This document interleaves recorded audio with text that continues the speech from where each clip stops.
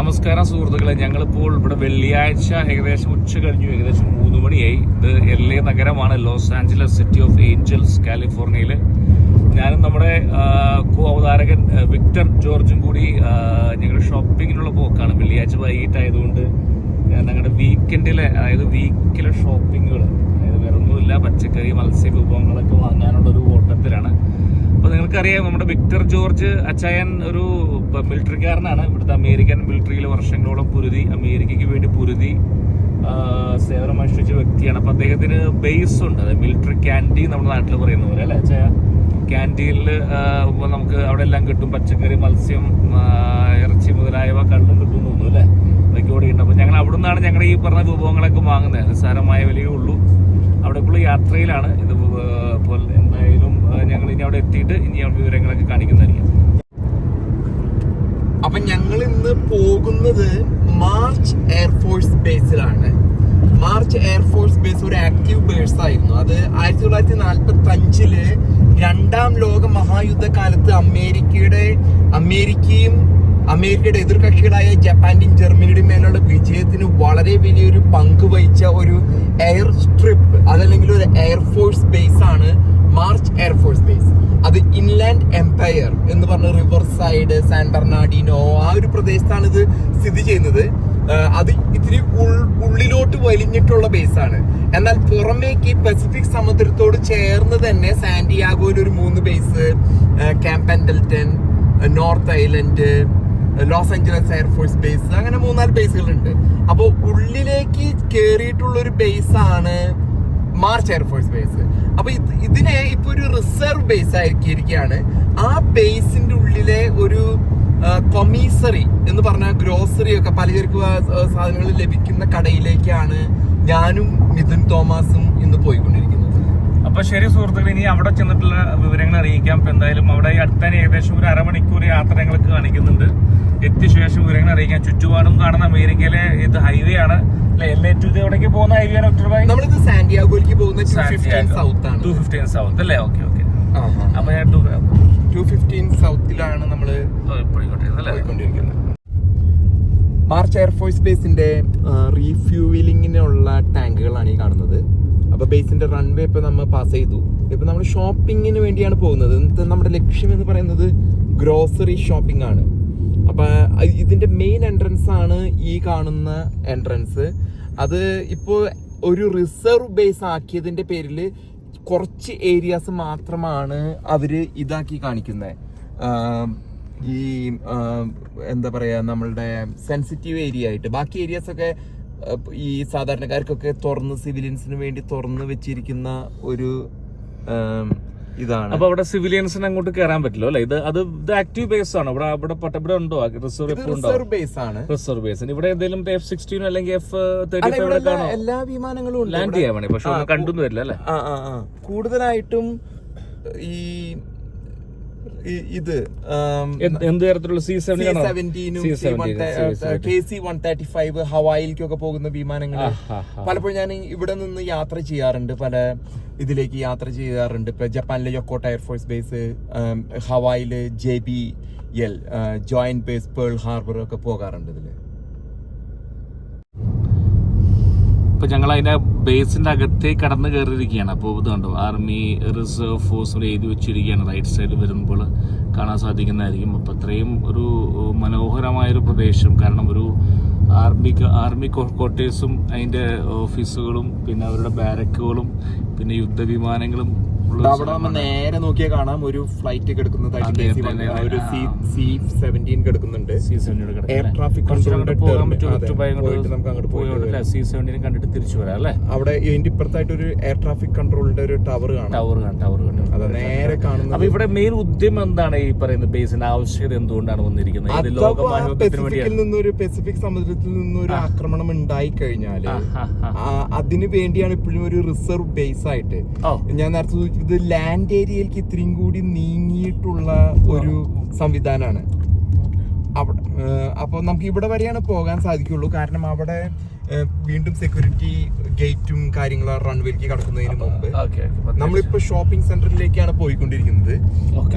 ഞാൻ നേരത്തെ സൂചിപ്പിച്ച പോലെ ഇതൊരു റിസർവ് ബേസ് ആണ്.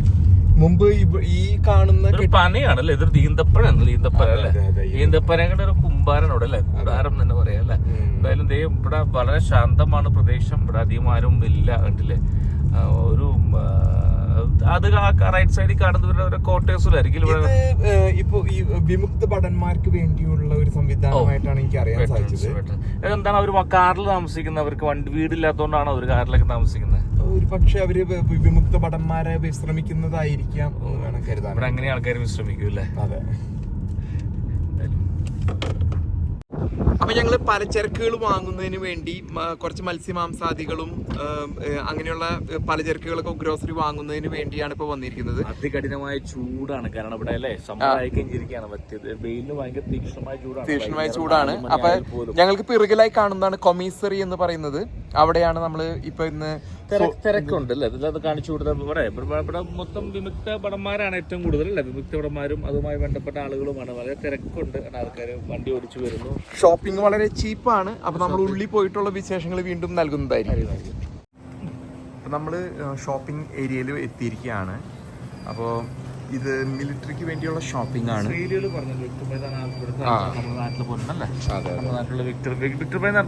എന്തൊക്കെയാണ് നമുക്ക് ആദ്യം എടുക്കണ്ടേ? നമുക്കിന്ന് പച്ചക്കറികൾ വാങ്ങണം, ഫ്രൂട്ട്സ് വാങ്ങണം, മത്സ്യമാംസാദികൾ വാങ്ങണം, പിന്നെ ഇത്തിരി ഗ്രെയിൻസ്. അപ്പൊ ഇത് ഫ്രൂട്ട്സിലേക്ക് ആദ്യം നമുക്ക് ഫ്രൂട്ട്സിലേക്ക് കിടക്കണോ? ആപ്പിളിനൊക്കെ ഭയങ്കര വിലക്കുറവുള്ള പോലെ തോന്നുന്നില്ല. ആപ്പിളിന്റെ നമ്മുടെ നാട്ടിൽ നമ്മുടെ വളരെ ചെറിയ തനിമത്തങ്ങ വേണോ? നമുക്ക് സബോള ഇല്ല കേട്ടോ, സബോള വാങ്ങിച്ചോളൂ. സബോള വളരെ ആദായ വിലയാണ് കേട്ടോ. വില വളരെ ആദായമായ വില. രണ്ടെണ്ണം എടുക്കുന്നതായിരിക്കും അല്ലേ? അതെ, രണ്ടെണ്ണം എടുത്താല് 3 രൂപ.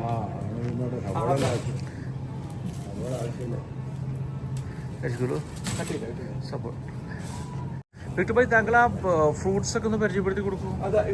ഗ്രേപ്സ് തന്നെ പലതരത്തിലുള്ള ഗ്രേപ്സ് ഉണ്ട്. റെഡ് സീഡ്ലെസ് ഗ്രേപ്സ് ഉണ്ട്, ഗ്രീൻ സീഡ്ലെസ് ഗ്രേപ്പ് ഉണ്ട്, പിന്നെ കോട്ടൺ കാൻഡി എന്ന് പറഞ്ഞ് മൾബറി ഉണ്ട്, റാസ്ബെറീസ്, ബ്ലാക്ക് ബെറീസ്, സ്ട്രോബെറീസ്, പലതരം ആപ്പിളാണ്. ആപ്പിൾ പിങ്ക് ലേഡി ആപ്പിളാണ് ഈ കാണുന്നത്.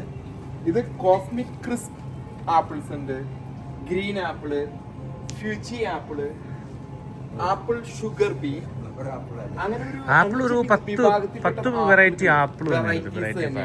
അമേരിക്കയിൽ തന്നെ ഈ ആപ്പിൾസ് ഇവിടെ പ്രൊഡ്യൂസ് ചെയ്യുന്നു. ഇവിടെ ഉണ്ടല്ലോ, ഇവിടെ പ്രൊഡ്യൂസ് ചെയ്യുന്നു. ജനങ്ങൾക്ക് ഒരു സംശയമുണ്ട്, ഈ പറയുന്ന ട്രംപ് വന്ന ശേഷം ആപ്പിളുകളുടെ വരവിന് വില കൂടി എന്ന് പറയുന്നു.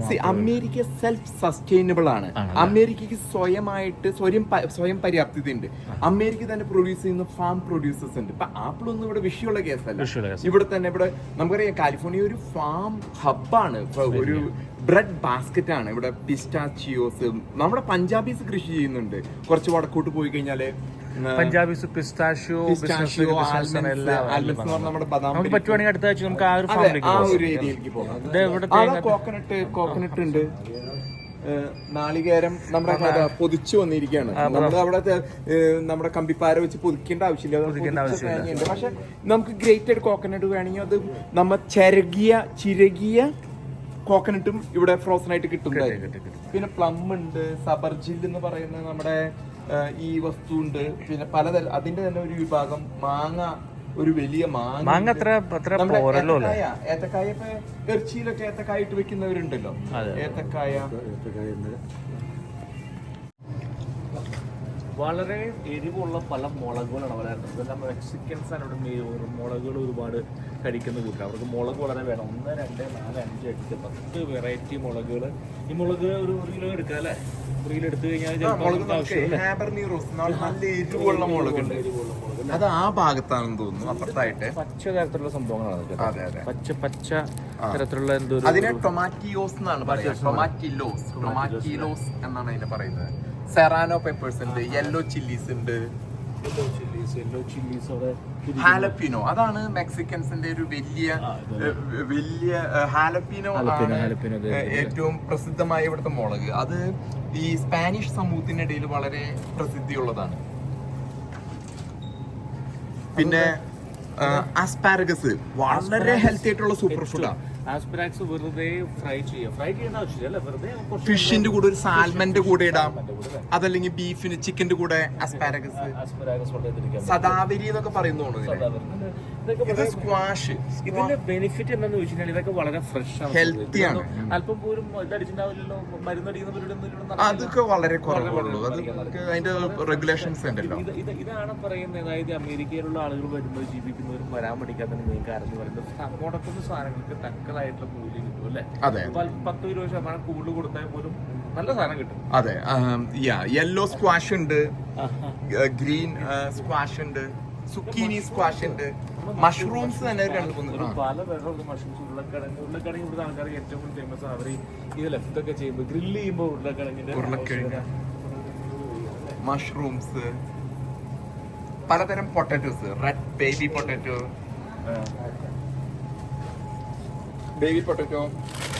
Little potato. എന്ത് മനോഹരമായിട്ട് നല്ല ഫുഡ് വരുന്നത് അല്ലേ.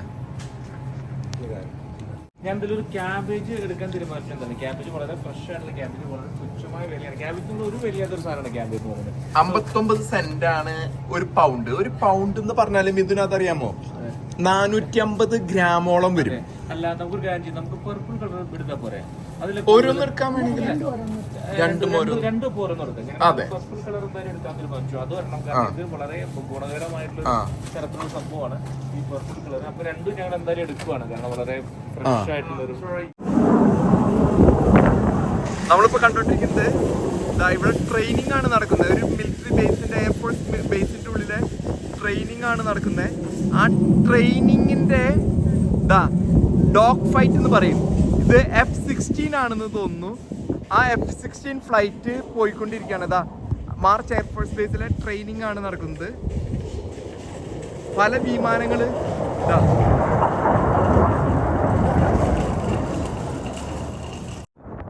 ഇവിടെ യുദ്ധത്തിനുള്ള ഒരു തയ്യാറെടുപ്പ് പോലെയാണ് നമുക്ക് കാണാൻ സാധിക്കുക. യുദ്ധ വിമാനങ്ങളുടെ യുദ്ധ സന്നാഹമാണ് നമ്മൾ കാണുന്നത്. യുദ്ധത്തിനുള്ളൊരു തയ്യാറെടുപ്പ് എന്ന് തോന്നുന്ന പോലെയാണ് ഈ മാർച്ച് എയർഫോഴ്സ് ബേസില് വിമാനങ്ങൾ പറക്കുന്നത്. അമേരിക്ക ഒരു യുദ്ധത്തിന് തയ്യാറെടുക്കോ എന്ന് വേണം കരുതാനായിട്ട്. യുദ്ധവിമാനങ്ങൾ തലങ്ങും വിലുങ്ങും പറക്കുകയാണ്. ആകെ ഒരു യുദ്ധത്തിന്റെ കംപ്ലീറ്റ്ലി മിലിറ്ററി എക്സസൈസ് ആണ്. കംപ്ലീറ്റ്ലി ഇവിടെ നോക്കുമ്പോൾ ഭയങ്കര വൺ ട്രെയിനിങ് ആണ്. F-16 F-35 ഉണ്ടോ എന്നറിയില്ല, പക്ഷേ ഭയങ്കര വൺ ട്രെയിനിങ്ങാണ് ഇവിടെ നടക്കുന്നത്. മിലിറ്ററി ബേസിൽ ഞങ്ങൾ ഭക്ഷണം വാങ്ങാൻ വന്നപ്പോൾ കണ്ടതാണ് അഭ്യാസ പരിശീലനം. അതായത് യുദ്ധത്തിന് സജ്ജമായിക്കൊണ്ടിരിക്കുന്ന അമേരിക്ക.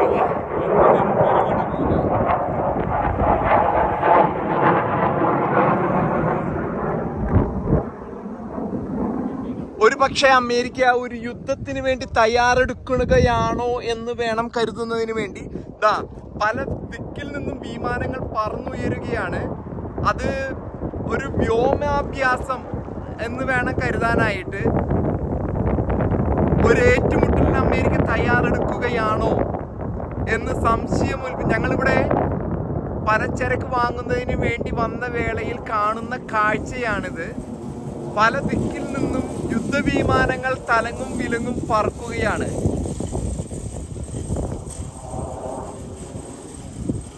ഒരു വളരെ ഭംഗിയുള്ള ഫോർമേഷനിലാണ് ഈ യുദ്ധവിമാനങ്ങൾ പോയിക്കൊണ്ടിരിക്കുന്നത്.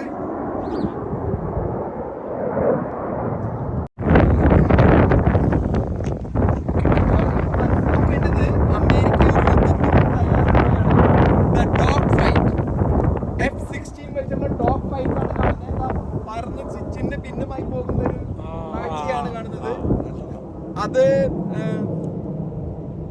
പല ദിശ, ഈ റൺവേയിൽ നിന്നാണ് അത് ഉയർന്നു പോകുന്നത്. പല ദിശയിലേക്കും ഫ്ലൈറ്റുകൾ പോയിക്കൊണ്ടിരിക്കുകയാണ്. ഇത്തരത്തിലുള്ള ട്രെയിനിങ് നമ്മൾ ആദ്യമായിട്ടാണ് ഈ ഒരു പ്രദേശത്ത് കാണുന്നത്. അങ്ങോട്ട് രണ്ടെണ്ണം പോകുന്നു. ഇവിടെ F-16 ഒരെണ്ണം.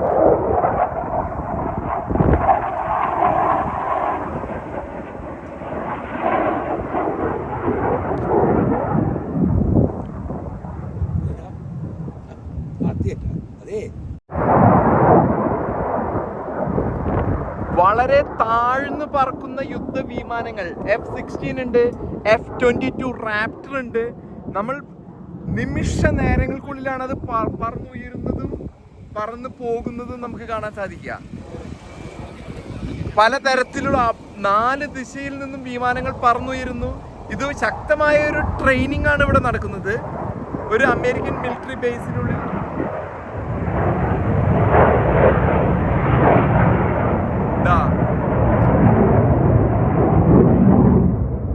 നാല് ഭാഗത്തും വിമാനങ്ങൾ, യുദ്ധവിമാനങ്ങൾ. അമേരിക്ക യുദ്ധത്തിലേക്ക് നീങ്ങുകയാണോ എന്ന് വേണം കരുതുവാൻ.